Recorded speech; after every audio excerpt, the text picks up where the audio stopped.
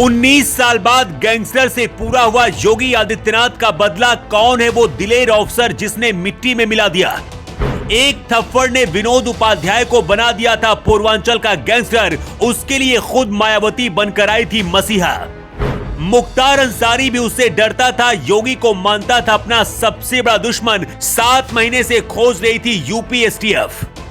जमीन से लेकर आसमान तक यूपी एसटीएफ उसे खोज रही थी। वो पूर्वांचल का सबसे बड़ा डॉन बनना चाहता था। मुख्तार अंसारी जैसे माफिया को भी उसने नहीं छोड़ा, लेकिन उसने योगी आदित्यनाथ से दुश्मनी करके सबसे बड़ी गलती कर दी।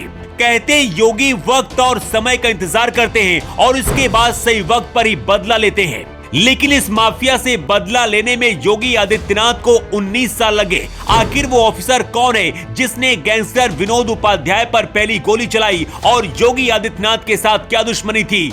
उससे पहले आपको बताते हैं कि आखिर एक थप्पड़ की वजह से कैसे विनोद पूर्वांचल का बड़ा गैंगस्टर बना।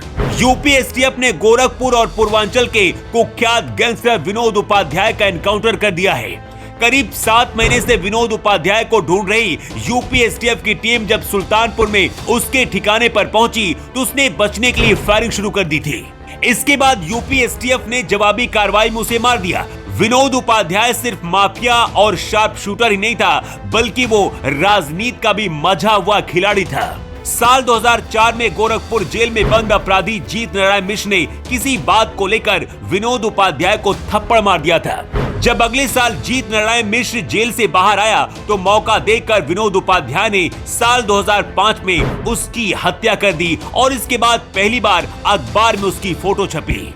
इसके बाद उसने एक के बाद एक कई हत्याओं और दूसरी वारदातों को अंजाम दिया। इसके बाद शार्प शूटर और माफिया विनोद कुमार उपाध्याय अपना एक गिरोह बनाकर गोरखपुर, बस्ती, संत कबीर नगर से लेकर लखनऊ तक सनसनीखेज हत्याओं की वारदातों को अंजाम दिया और यूपी के टॉप 10 लिस्ट में शामिल हो गया।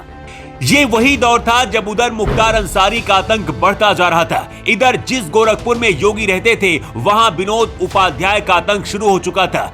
गोरखपुर पुलिस ने कई मुकदमे दर्ज किए, लेकिन इससे पहले इसे सजा मिलती विनोद उपाध्याय के लिए मायावती मसीहा बनकर सामने आ गई और अपनी पार्टी में शामिल करा लिया।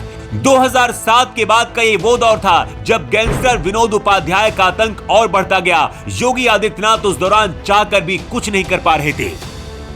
साल 2007 में बसपा ने विनोद उपाध्याय को गोरखपुर का प्रभारी बनाया। इसके बाद उसी साल हुए विधानसभा चुनाव में गोरखपुर की ही सहजनवा सीट से बीएसपी ने विनोद उपाध्याय को उम्मीदवार बनाया, लेकिन चुनाव हार गया वो। इस चुनाव के दौरान ही योगी आदित्यनाथ के साथ कहते हैं कि अदावत शुरू हुई थी। योगी गोरखपुर को अपराध मुक्त करना चाहते थे, लेकिन विनोद उपाध्याय उनके लिए एक नई मुसीबत बनकर आया था। कहते उस दौरान विनोद श्रीप्रकाश शुक्ला को अपना गुरु मानता था और माफिया मुख्तार से बड़ा गैंगस्टर बनना चाहता था, लेकिन वक्त बदला। 2017 में योगी यूपी के मुख्यमंत्री बने और विनोद उपाध्याय के बुरे दिन शुरू हुए।